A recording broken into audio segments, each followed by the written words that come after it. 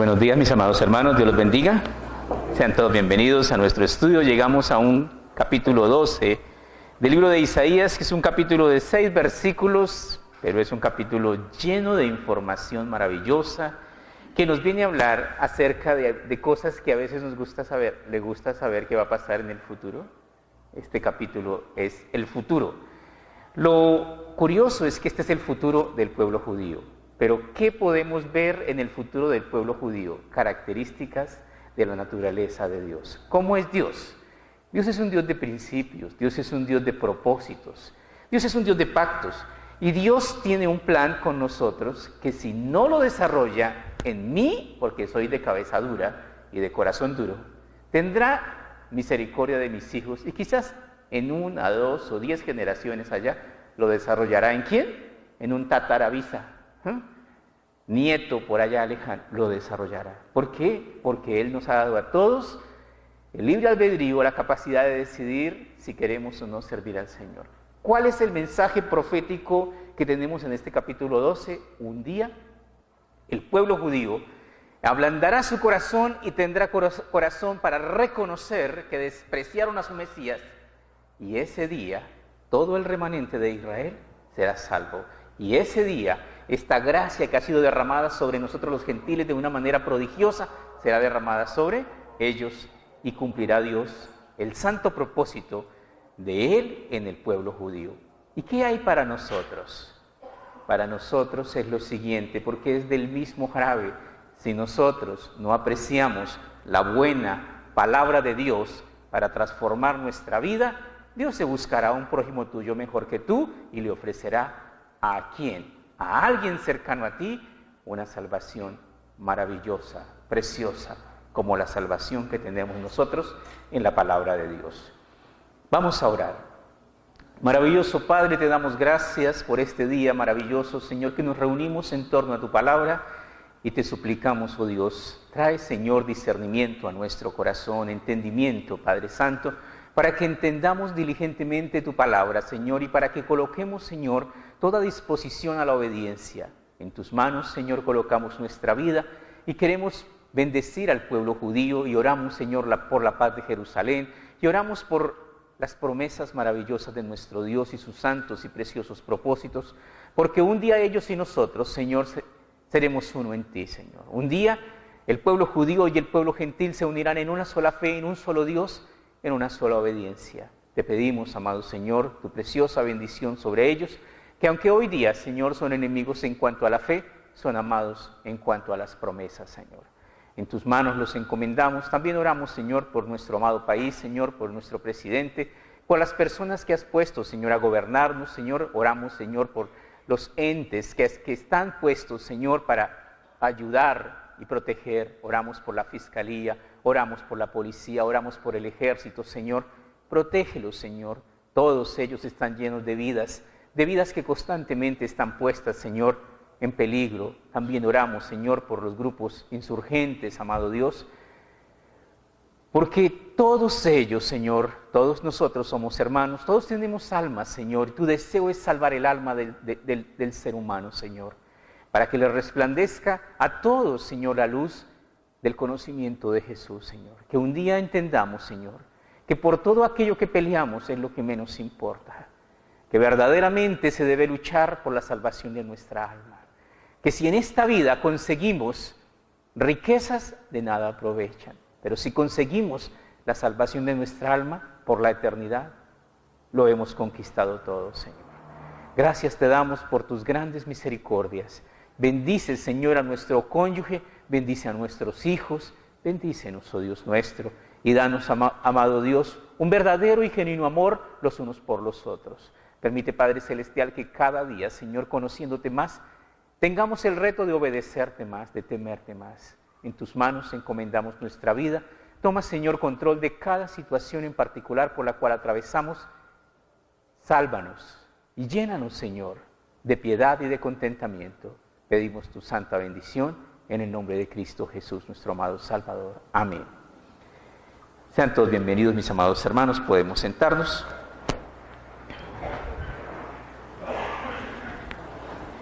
Libro del profeta Isaías, capítulo 12, versículo 1.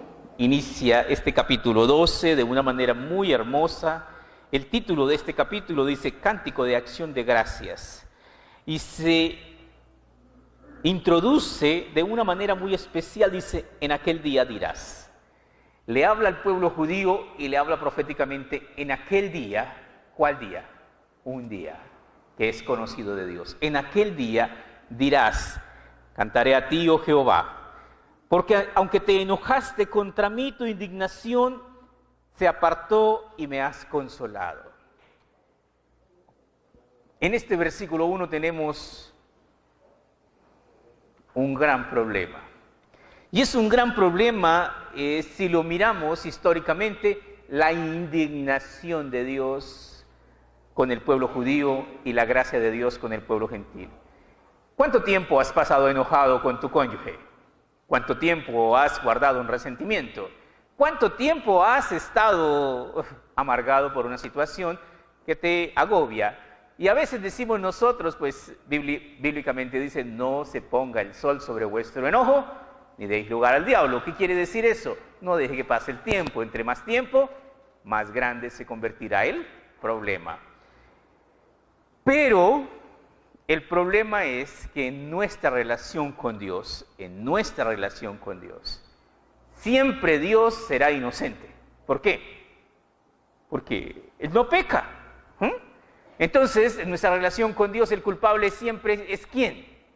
Nosotros somos los culpables. Sí, somos la mala del paseo, desafortunadamente. Dice, en aquel día dirás, cantaré a ti, oh Jehová, pues aunque te enojaste contra mí, ¿y cuánto lleva el enojo de Dios contra el pueblo judío? Bueno, el Señor está enojado con la incredulidad del pueblo judío, con el rechazo de su Mesías, y vamos en el 2020. O sea que el Señor lleva 2020 años enojado. Sí, el enojo de Dios es cosa seria. Claro que el enojo de Dios es cosa seria. La ira de Dios es algo de temer. Y es lo que muchas personas todavía no entienden, que Dios es un Dios que se enoja. Dice la palabra del Señor en el libro de los Salmos, honrad al Hijo, para que no se enoje y perezcáis en el camino, pues se inflama de pronto su ira. Y la ira de Dios es algo a lo que le debemos temer. Entonces tenemos acá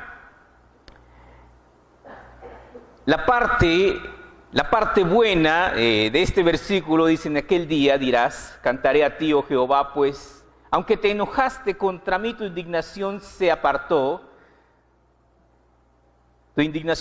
y me has consolado. Entonces, en los propósitos de Dios, vamos a leer en el libro de Éxodo 19, versículo 6, Éxodo 19, 6. En Éxodo 19, versículo 6, leemos lo siguiente.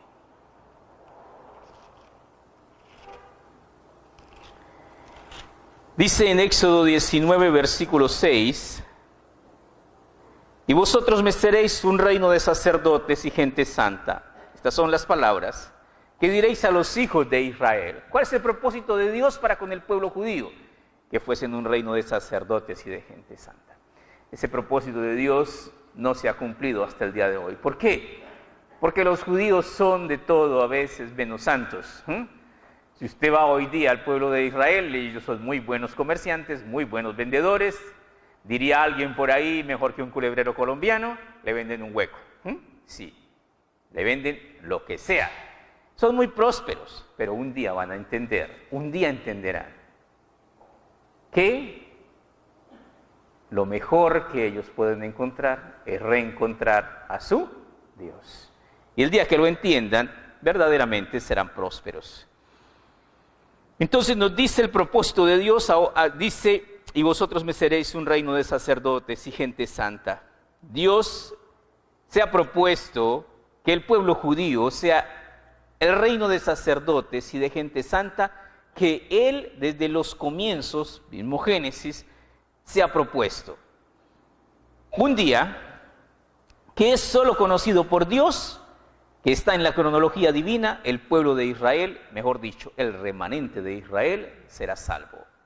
En el libro de Romanos, en el capítulo 11, versículos 25 y 26, Romanos 11, 25 y 26, nos habla acerca de ese tiempo precioso. Romanos 11, versículos 25 y 26, dice lo siguiente: porque no quiero, hermanos, que ignoréis este misterio, para que no seáis arrogantes en cuanto a vosotros mismos, que ha acontecido a Israel endurecimiento en parte, hasta que haya llegado la plenitud de los gentiles. Y luego todo Israel será salvo, como está escrito: vendrá de Sión el libertador, que apartará de Jacob la impiedad.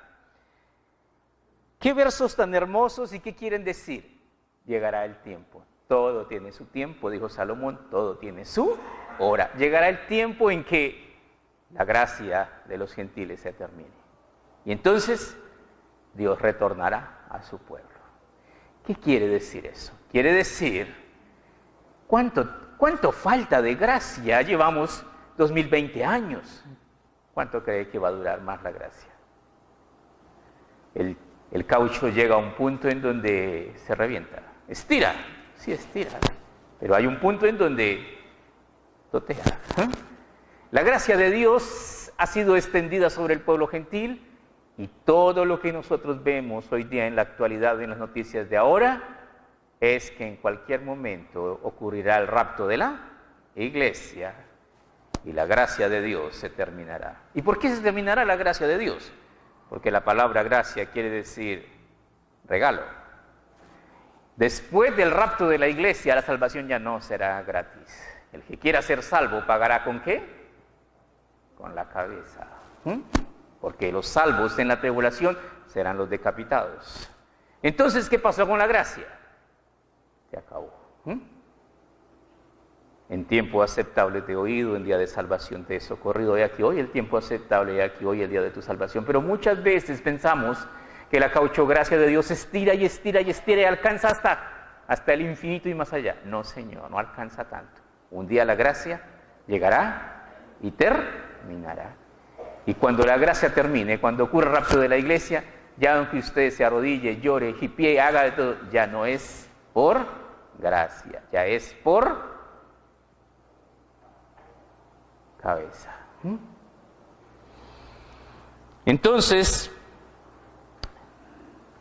Dios tiene un propósito, llegará el día en que el propósito de Dios será cumplido. Lo único que a veces nosotros y muchas veces otras personas no entienden es que ese propósito de Dios está canalizado a través de Jesucristo, porque es por Él y solo por Él que hay salvación. Llegará el día en que el pueblo judío, como nos dice aquí en el libro de Romanos, que vendrá el Salvador al pueblo judío. Dice, vendrá de Sión el libertador, que apartará de Jacob la impiedad. Qué precioso es eso.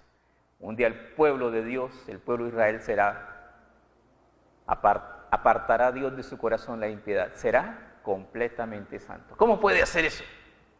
No hay nada imposible para Dios.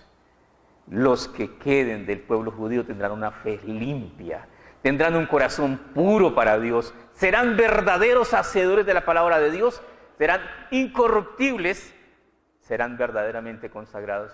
El pueblo judío al fin entenderá que no hay nada más maravilloso que obedecer la palabra de Dios. Y con ello vendrá una lluvia de bendiciones sobre la nación de Israel. El pueblo judío siempre ha querido vivir en paz en su tierra y su himno nacional lo canta. Pero no hay paz, dice Dios, para el que no tiene a Jesucristo en su corazón. Vamos al libro de Zacarías, capítulo 14, versículo 10. Zacarías 14, 10. En el libro de Zacarías, que está antes de Malaquías, Zacarías 14, 10. En el capítulo 14, en el versículo 10, leemos así: toda la tierra se volverá como llanura, desde Geba hasta Rimón, al sur de Jerusalén. Y ésta será enaltecida y habitada en su lugar, desde la puerta de Benjamín hasta la puerta primera, hasta la puerta del ángulo, desde la torre de Hananeel hasta los lagares del rey. ¿Qué quiere decir esto? Israel, Jerusalén será habitada en paz. ¿De dónde? De todos sus extremos. Habrá paz en Jerusalén. ¿Cuándo qué? Cuando el príncipe de paz gobierne en Jerusalén. Pero ¿cómo va a ser esa paz? ¿Cómo es que Dios va a transformar también a los árabes que son enemigos de los judíos para que no los ataquen? Nadie osará levantar la mano contra el pueblo judío. ¿Por qué?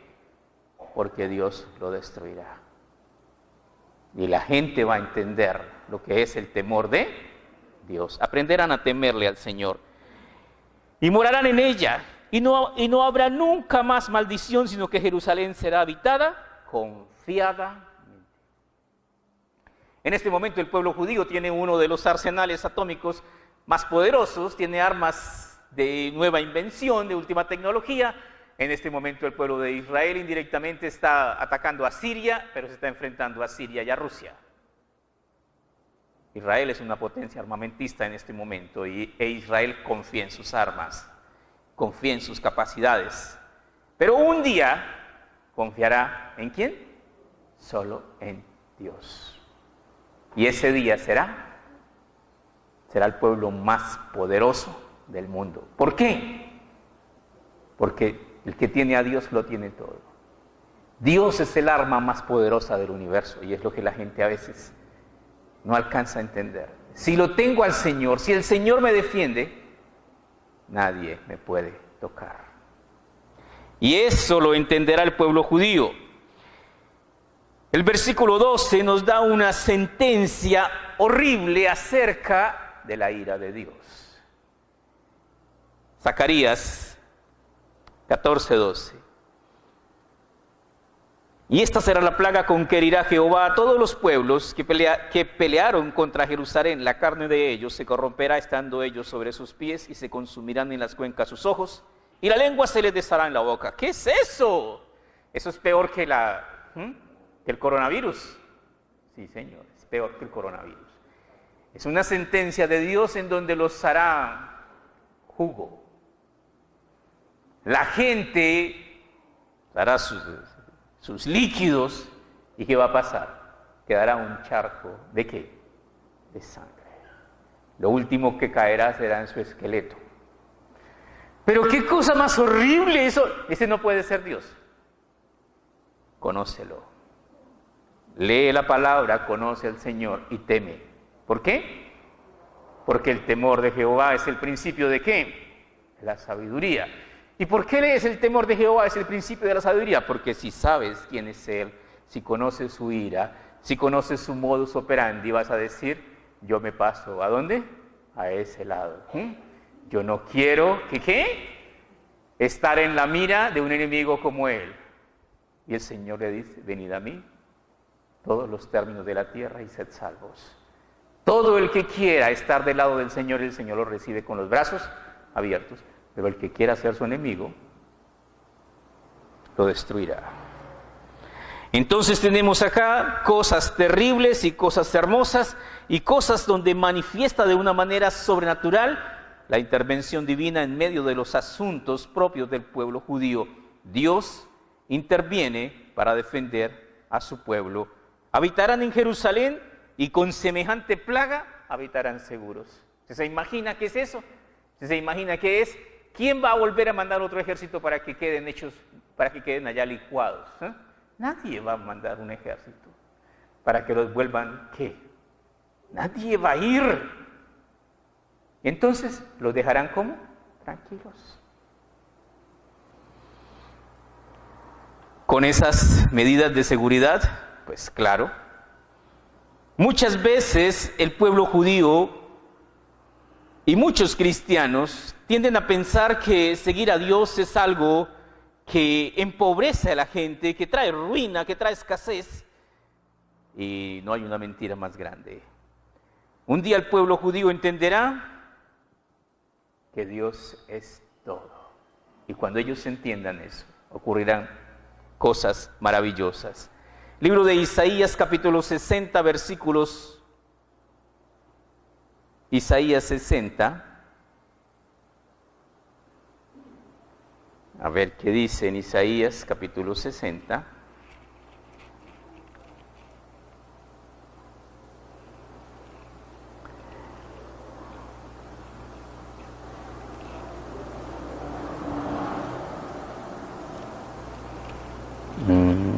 Chao. 60. Isaías.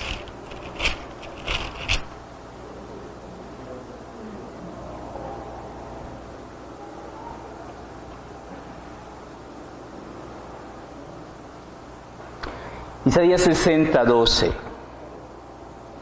En el libro de Isaías, en el capítulo 60, en el versículo 12, dice lo siguiente: porque la nación o el reino que no te sirviere, pecará. Isaías 60, 12. Porque la nación o el reino que no te sirviere, perecerá. Y del todo será asolado. La gloria del Líbano vendrá a ti, cipreses, pinos, bojes juntamente, para decorar el lugar de mi santuario. Y yo honraré el lugar de mis pies. Y vendrán a ti humillados los hijos de los que te afligieron. Y a las pisadas de tus pies se encorvarán a ti todos los que te escarnecieron y te llamarán ciudad de Jehová, Sión del Santo de Israel. ¿Qué quiere decir esto? Llegará el día en que todos los enemigos de Israel reconocerán a su rey y reconocerán la preeminencia del pueblo judío. ¿Sobre qué? Sobre todo el mundo. Israel se convertirá en la capital del mundo y los judíos se convertirán en príncipes del Dios Altísimo. Y la gente se inclinará ante ellos. ¿Quién? Todos los demás. ¿Por qué? Porque Dios dijo: yo amo a los que ¿qué? A los que me aman. Porque Dios es un Dios que honra a los que le honran. ¿Qué tenemos en estos versículos? La gloria y la grandeza. ¿De quién? De Jerusalén. Ay, pero todo para los judíos. Hermanos, estamos en el tiempo de la gracia. Si tú y yo le honramos, ¿qué hará Dios? El que honra a Dios en la tierra, Dios le honrará en el cielo. El que le deshonra en la tierra, Dios hará lo mismo en los cielos. El que me confesare delante de los hombres, Dios le confesará delante de su Padre y de sus ángeles. El que me negare delante de los hombres, será negado delante de Dios y delante de sus ángeles. El pueblo de Israel tendrá que recibir a su Mesías que ha despreciado, a su Mesías que ha rechazado.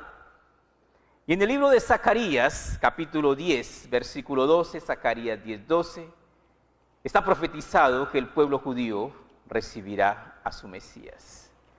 Zacarías 10, versículo 12.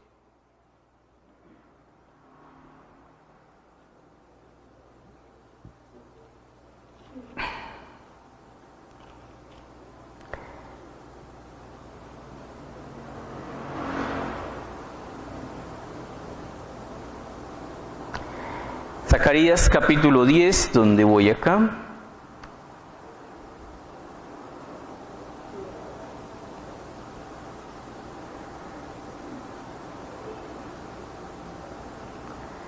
Dice: y yo los fortaleceré en Jehová y caminarán en su nombre, dice Jehová. ¿Qué quiere decir eso? El pueblo de Israel se fortalecerá en su Dios y caminarán a la luz de nuestro Dios. Hay otra cita que quería. No, esta no es. A ver, hay otra cita que está por acá. El pueblo judío mirará a Jesucristo de manera diferente. Un día nuestro Señor Jesucristo regresará por segunda vez. Y regresará de dos maneras distintas en un mismo instante, en un mismo acontecimiento. El mundo entero le verá más radiante que el sol del mediodía, pero los judíos lo verán exactamente como lo dejaron, con todos los golpes. Varón de dolores, experimentado en quebranto, como que escondimos de él el rostro, fue menospreciado y no lo estimamos. Los judíos lo verán tal y como lo dejaron en la cruz del Calvario. Y cuando el pueblo judío lo vea así, le va a preguntar: ¿quién te hizo esto? Y el Señor le responderá: solo a los judíos, mis amigos en la casa de mis amigos. Y entonces ellos reconocerán que ¿qué? Que ellos, está hablando de quién, de ellos, Y ellos lo ultrajaron, lo crucificaron, lo mataron. Iban a llorar arrepentidos, iban a abrir su corazón, iban a reconocer, iban a mirar a Dios, porque ese es el momento, justo ese es el momento en donde el mundo entero se hará una propuesta. ¿Cuál? Vamos a exterminar a los judíos. ¿Sabes cuándo realmente miramos a Dios con fe? ¿Cuándo? Cuando es la última opción. Y eso va a ocurrir. Y el pueblo judío no tendrá más opción que ¿qué? Que su Dios, y realmente creerán. Y el Señor se levantará con poder y los defenderá. Porque Él es fiel. Volvemos al libro de Isaías, dice el versículo 2. He aquí Dios es salvación mía. Me aseguraré y no temeré. Porque mi fortaleza y mi canción es Jehová, quien ha sido salvación para mí. Este verso 2 es maravilloso y nos habla de lo que es Dios para nosotros, de lo personal que es el Señor. He aquí Dios es salvación mía. Dice la palabra del Señor, y en ningún otro hay salvación, porque no hay otro nombre dado a los hombres en quien podamos ser salvos. Primera de Timoteo 2:5. ¿Qué quiere decir eso? Fuera de Jesucristo no hay salvación para nadie. Pero pues está Buda, está Mahoma. Fuera de Jesucristo no hay salvación para nadie. Solo en Jesucristo hay salvación. Él es el único medio por el cual podemos ser salvos. Libro de Proverbios, capítulo 8, versículo 17 y 18. Proverbios 8, 17 y 18. Proverbios 8, 17 y 18. En el libro de Proverbios leemos en el capítulo 8, 17 y 18. Yo amo a los que me aman, y me hallan los que temprano me buscan. Riquezas, las riquezas sin la honra están conmigo, riquezas duraderas y justicia. ¿Qué significa eso? Muchas personas piensan que la fe en el cristianismo es una fe para pobres. No tienen ni idea de la realidad. Dice el Señor en sus promesas, el que venciere heredará todas las cosas. El problema de nosotros es la ignorancia. ¿Qué significa cuando Dios dice el que venciere heredará todas las cosas? Bueno, quizás Dios me va a dar una cuenta en tal banco, en tal parte, en las Islas Caimán, en las Islas Canarias, quizás Dios me va a dar una mansión, porque nuestra vista es corta y todo lo que vemos a nuestro alrededor, que es lo que codiciamos, está reservado para el fuego. Quizás Dios me dará, sí, muchísimo. ¿Dónde? En el cielo, en el tercer cielo, el cual nunca va a ser destruido. ¿Y qué tendré? Solo imagínate. ¿Qué heredaremos? Todas las cosas. Si el Señor hizo esta tierra con el propósito de destruirla en el fuego, y lo demás que no conocemos es lo verdaderamente valioso y grande.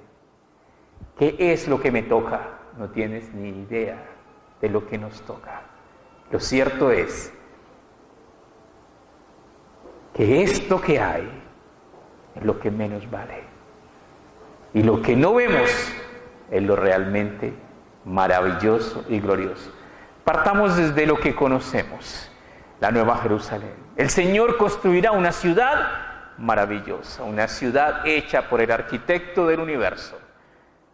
Y es una ciudad hecha con los materiales más. ¿Propiedad horizontal? Sí, es propiedad horizontal. Pero un temblor y se me va a caer. No se preocupe por eso. Materiales de mala calidad. No se preocupe por eso. Nada de eso se preocupe. Serán materiales de primera calidad. Está hecha en oro puro. Y esa es la ciudad para que more su santa iglesia. ¿Por qué?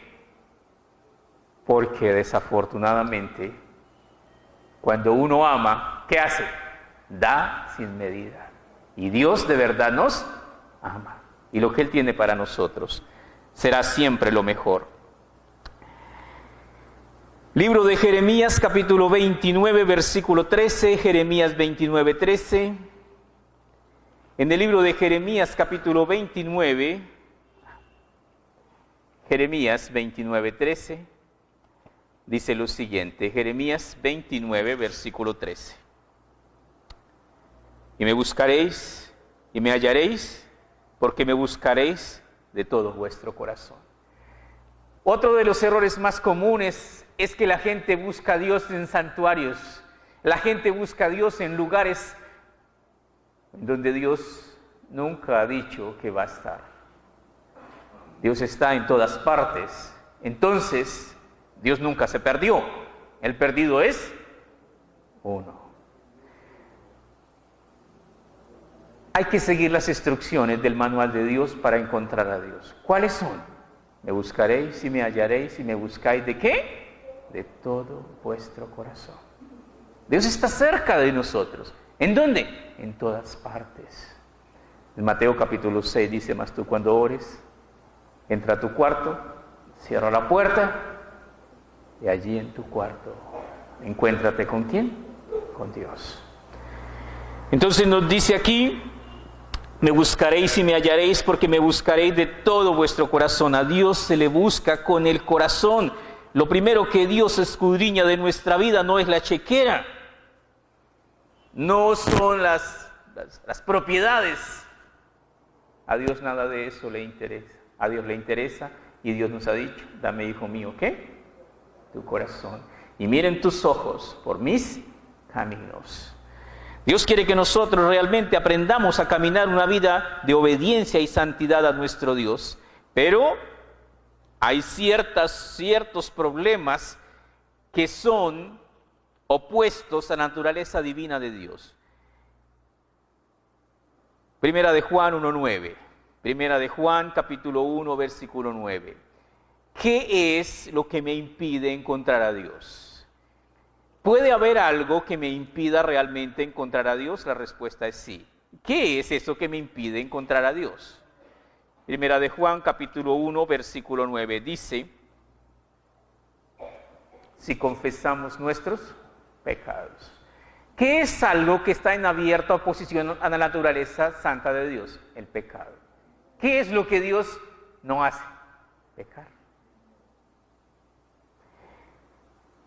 El pecado que mora en mí. ¿Cuántos? ¿Será que de pronto si yo tengo 10,000 millones de pecados, entonces pues es lógico que ahí sí Dios me separa? 10,000 y uno también te separa de Dios.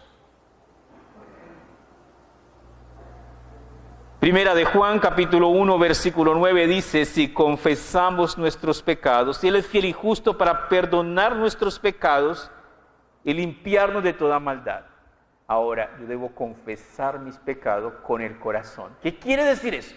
En plena certidumbre de con quién estoy y delante de quién estoy.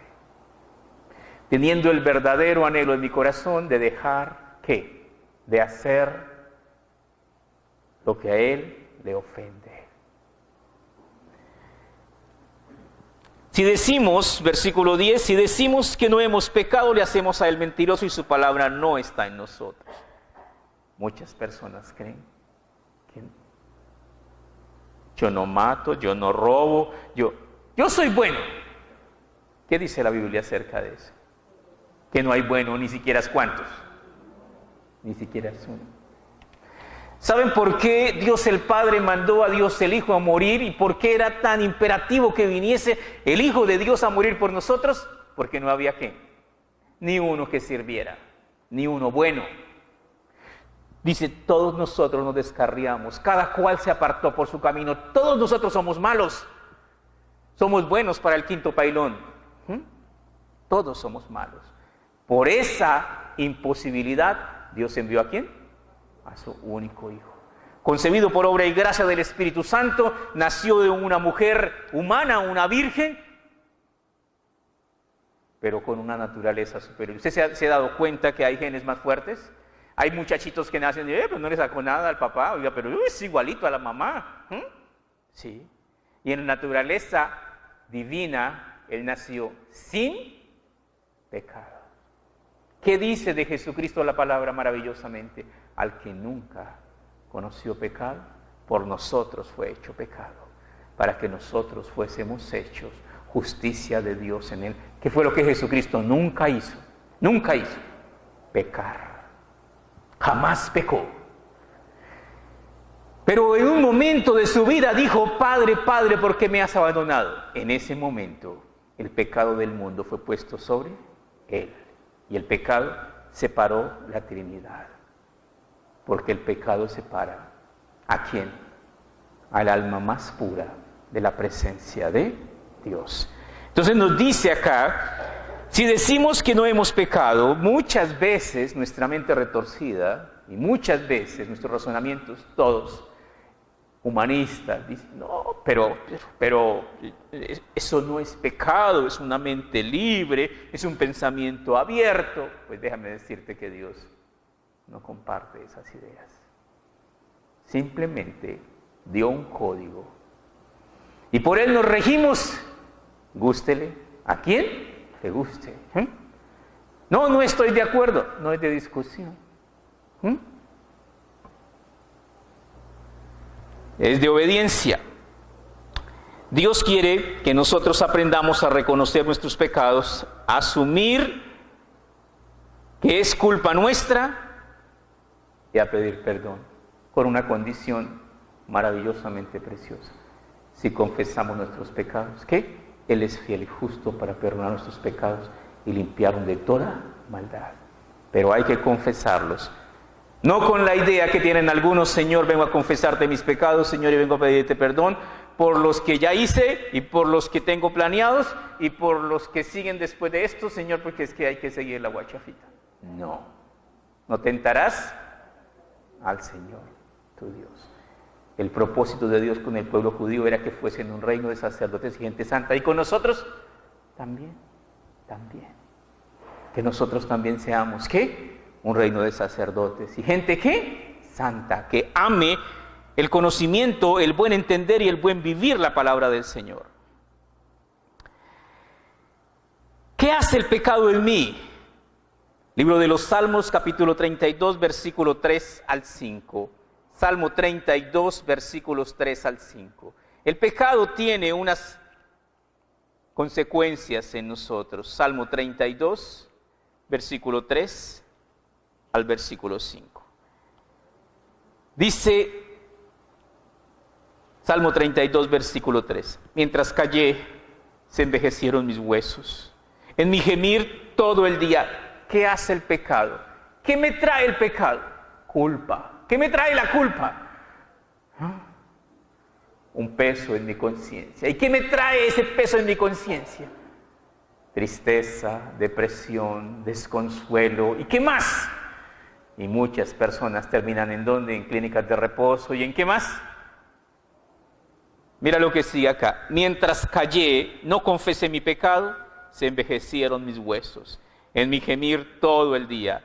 Porque de día y de noche se agravó sobre mí tu mano, se volvió mi verdor en sequedales de verano. ¿Qué pasó? Me marchité. ¿Qué hace el pecado? Te va matando cada día. ¿Hasta que qué? Hasta que quedas como un cuero al sol seco, retostado y muerto. ¿Hasta que qué? Hasta que te cauterizas. Hasta que llegas al punto en decir, ¿cuáles? Eso no es pecado. ¿Qué perdiste? Perdiste el discernimiento sobre lo bueno y lo malo. Perdiste la convicción. Perdiste al Espíritu Santo. ¿Por qué? Se entristece. ¿Y se qué? Y se va. No contristéis al Espíritu Santo de Dios, con el cual fuiste sellados para el día de vuestra redención. Entonces, confesaré mi pecado. Mira el versículo 5, dice, mi pecado te declaré, no encubrí mi iniquidad, dije, confesaré mis transgresiones a Jehová, y tú perdonaste la maldad de mi pecado. Desde el Antiguo Testamento, Dios ha dicho, lo mismo que dice en el Nuevo Testamento. ¿Qué tengo que hacer? El que confiesa sus pecados y se aparta alcanzará la misericordia de Dios. Volvemos a nuestro eje de estudio, seguimos nuestra lectura en el libro de Isaías, en el capítulo 12, versículo 3. Este versículo es maravilloso. Sacaréis con gozo aguas de la fuente de la salvación. Qué maravilloso es eso cuando de pronto tenemos racionamientos de agua, cuando uno llega a la casa y se fue el agua. No hay agua. Algo muy común en nuestros días, ¿no?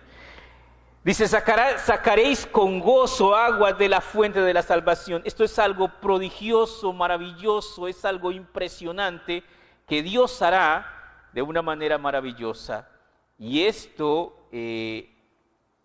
es, vamos a leerlo, Jeremías 31, 31. Es el nuevo pacto, Jeremías 31, 31, que hará Dios con el pueblo judío. Jeremías 31, versículo 31, dice Jeremías 31, 31. He aquí vienen días, dice Jehová, en los cuales haré nuevo pacto con la casa de Israel y con la casa de Judá. Dios es un Dios de pactos. Y ahora va a ser el último pacto con los judíos, porque despreciaron el pacto sempiterno. No como el pacto que hice con sus padres el día en que los tomé de la mano para sacarlos de tierra de Egipto, porque ellos invalidaron mi pacto, aunque fui yo como un marido para ellos, dice Jehová. Pero este es el pacto que haré con la casa de Israel después de aquellos días, dice Jehová. Daré mi ley en su mente. ¡Qué maravilloso es esto! No es un chip de inteligencia, pero casi, o mejor. El Señor que todo lo puede hacer. Les dará a los judíos una bendición sobrenatural. ¿Por qué? Porque cuando te acercas a Dios y obedeces al Señor, el Señor se complace en bendecirte. El pueblo judío llegará a un momento en el cual habrá hecho pacto con el anticristo y después se va a dar cuenta que el anticristo no era su Mesías y el anticristo aprobará el exterminio de los judíos. Y cuando los judíos estén amenazados para ser exterminados de la faz de la tierra, y cuando Rusia y toda su coalición de ejércitos desciendan sobre Jerusalén y empiecen a matar judíos, los judíos en ese momento levantarán sus ojos ¿hacia dónde? Al cielo. ¿Y clamarán a quién? Al Dios de ellos. Y el Dios de ellos se dejará ver, así como lo dejaron en la cruz del Calvario, y el corazón de los judíos lo recibirá, y en ese momento ellos van a ser maravillosamente exaltados. Dice acá nuevamente, ese pacto dice, pero este será el pacto que haré con la casa de Israel después de aquellos días, dice Jehová, daré mi ley en su mente y las escribiré en su corazón, y yo seré a ellos por Dios y ellos me serán por pueblo. ¿Qué quiere decir esto? De una manera prodigiosa y sobrenatural los judíos tendrán el entendimiento para comprender desde Génesis hasta Apocalipsis todo el mensaje de la palabra de Dios. Si estuviese usted en esos días, si nosotros le diríamos a un judío, explíqueme este versículo, y él va a decir, eso quiere decir. ¿Por qué? Porque se lo saben de memoria. El Espíritu Santo vendrá sobre ellos y entenderán completamente toda la palabra de Dios. Y no solamente la entenderán, la amarán, la honrarán, la respetarán. Serán gente santa. Dice el versículo 34, y no enseñará más ninguno a su prójimo, ni ninguno a su hermano, diciendo, conoce a Jehová, porque todos me conocerán, desde el más pequeño de ellos hasta el más grande, dice Jehová, porque perdonaré la maldad de ellos y no me acordaré más de sus pecados. ¿Qué es esto? El pueblo judío recibirá la bendición de la gracia sobreabundante de Dios. De tal manera, ¿qué es lo que va a pasar en la tribulación? El anticristo eliminará de la faz de la tierra las Biblias. Y como hoy día estamos en la época de la tecnología, muchos cristianos ya no cargan la Biblia física. Entonces, ¿la tenemos en qué? En el celular. donde es más fácil borrarlas, ¿cierto que sí? Donde un gobierno quiera borrar del internet la Biblia, ¿lo puede hacer? Claro. Y entonces simplemente le facilitaremos las cosas. ¿A quién? Al anticristo. El anticristo, pensando en que si la Biblia es borrada, Dios se muere. Si la Biblia es borrada, Dios tiene un plan para emergencias. Y entonces se la manda grabada a los judíos. Y ellos van a ser, ¿los qué? Los sacerdotes del mundo. ¿Por qué? Porque el hombre es inteligente. ¿Pero de dónde sacó esa inteligencia? ¿De Dios? Dios es más inteligente. Volvemos a Isaías, versículo 3 dice: sacaréis con gozo aguas de la fuente de la salvación. Ahora sí lo entendemos. Los judíos sacarán con gozo a relucir, ¿qué? Todo el plan de salvación de Dios, y lo entenderán de la A a la Z, a perfección. No habrá nadie que diga, le voy a hacer una pregunta corchadora. La pregunta que le hagan al judío de la Biblia, todas, absolutamente todas, las va a saber contestar, porque el Espíritu de Dios estará allí con ellos. Sacaréis con gozo, ellos serán pastores, ellos serán maestros, felices de enseñar la pura y maravillosa palabra de Dios. ¿Sabías que en la Biblia está la manera correcta de enseñar la palabra de Dios? Y dice así: la palabra pues de Jehová les será así, verso por verso, línea por línea, reglón tras reglón, un poquito aquí, un poquito allá. ¿Sabías eso? ¿Que eso está en la Biblia? ¿Sabe qué quiere decir eso? Hay gente que dice, ay, pero es que Capilla Calvario se inventó la manera de enseñar la Biblia. ¿No? Leyó y entendió que se debe entender, que se debe enseñar como verso por verso, línea por línea, reglón tras reglón, un poquito aquí, un poquito allá. Traduzcámoslo, se debe enseñar sistemáticamente. Eso es lo que dice, verso por verso, línea por línea, reglón tras reglón, sistemáticamente. Un poquito aquí, un poquito allá. Hay versículos de refuerzo en toda la Biblia que le ayudan a aclarar los textos que vas estudiando. ¿Qué es lo que hacemos nosotros? Exactamente eso.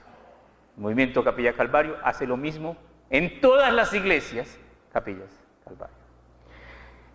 Entonces seguimos acá al versículo 4. Y diréis en aquel día: cantad a Jehová, aclamad su nombre, haced célebres en los pueblos sus obras. Recordad que su nombre es engrandecido. ¿Qué quiere decir esto? El pueblo judío, después de que se vean traicionados, después de que se vean totalmente expuestos, después de que vean cómo levantaron sus ojos al Señor, cómo clamaron a Dios y Dios los salvó, amarán a Dios siempre, aprenderán a cantarle al Señor. ¿Con qué? Con el alma y con el corazón. Realmente le cantarán. Y todavía hay cosas más preciosas. Y diréis en aquel día: cantad a Jehová, aclamad su nombre, haced célebres entre los pueblos sus obras. Recordad que su nombre es engrandecido. Versículo 5. Cantad salmos a Jehová, porque ha hecho cosas magníficas. Sea sabido esto por toda la tierra. Los judíos quedarán totalmente consternados de lo que Dios hará. Y no es para menos, no es para menos. Cuando el pueblo judío más necesite a Dios, el Señor no se negará a ayudarlos. Cuando el pueblo judío enfrente nuevamente su extinción, llegará el judío que vive en el cielo y es el dueño del universo. ¿Quién es? Jesucristo. Y el mundo no tiene idea. Dice Dios: el que te toca, Israel, toca a la niña de mis ojos. Y horrenda cosa es caer en manos de un Dios vivo. Pero un día entenderán, como nosotros algún día entenderemos, que la palabra de Dios no es para discutir, no es para escoger lo que le gusta, no es para completa obediencia. El que la obedece, salvará su alma. Y el que la desobedece, morirá. ¿Por qué? Por lo inmenso de su locura. Llegamos al final, dice el versículo 6, regocíjate y canta, oh moradora de Sión, porque grande es en medio de ti el Santo de Israel. Es un verso maravilloso, realmente es un broche de oro. Regocíjate y canta, oh moradora de Sión. El pueblo judío al fin se dedicará a cantarle a Dios. ¿Por qué? Porque dejará de ocuparse, ¿en qué? En armas, en defenderse de sus enemigos, en estar cuidando sus fronteras. No. El objetivo del pueblo de Dios al fin será adorar, exaltar. ¿A quién? Al Rey de Reyes, al Señor de Señores. Terminamos en Sofonías, capítulo 3, libro de Sofonías, capítulo 3. Sofonías. Si no ha escuchado que ese libro exista, es pequeñito. Si encuentra Habacuc, enseguida de Habacuc y antes de Ageo está Sofonías.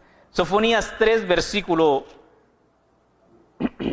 Sofonías 3:13. Sofonías 3:13 dice: el remanente de Israel no hará injusticia ni dirá mentira.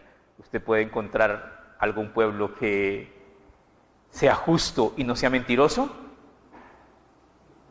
Pues ese será el futuro glorioso del pueblo judío. El día que ellos reconozcan y reciban a su Mesías, serán así. ¿Cómo? Como Dios quiere que también todos nosotros, ¿qué? Seamos, ¿cómo? Perfectos.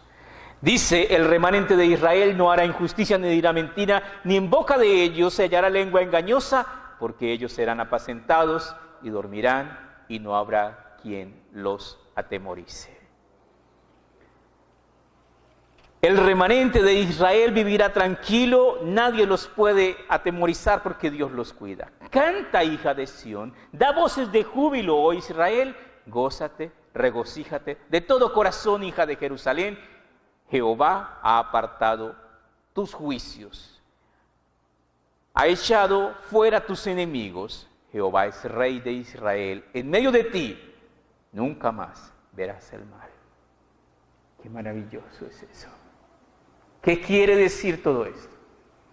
Porque yo sé los pensamientos que tengo acerca de vosotros. Quiere decir que Dios anhela nuestro bienestar. Si nosotros aprendiésemos a caminar bien con el Señor, el ángel de Jehová acampa alrededor de los que le temen y los defiende. Pero ¿por qué muchas veces no alcanzamos las promesas y la gracia? Porque cogíamos.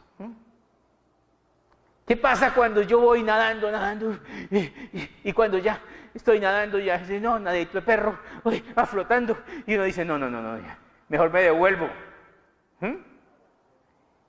Y le quedan 3 metros para la orilla y se devuelve. ¿Qué le espera? Si tiene que cruzar, tiene que volver a empezar. Entonces, otra vez va más adelante, que recupera fuerzas, vuelve y hace el segundo intento, y puede que llegue a que le falte 1 metro, pero si le falta 1 metro y se devuelve, le falta 1 metro, y vuelve otra vez a empezar, y vuelve otra vez a la prueba, ¿hasta que qué? Hasta que pase la prueba, y después de esa prueba, ¿qué seguirá?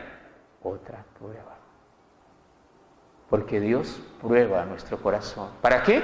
Para ver si somos dignos, ¿de qué? Del llamamiento celestial.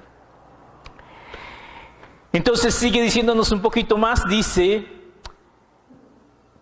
Jehová ha apartado tus juicios, ha echado fuera tus enemigos. Jehová es Rey de Israel en medio de ti, nunca más verás el mal. En aquel tiempo se dirá a Jerusalén: no temas, Sión, no se debilite en tus manos. Jehová está en medio de ti poderoso, Él salvará, se gozará sobre ti con alegría, callará de amor, se regocijará sobre ti con cánticos. ¿Qué quiere decir todo eso?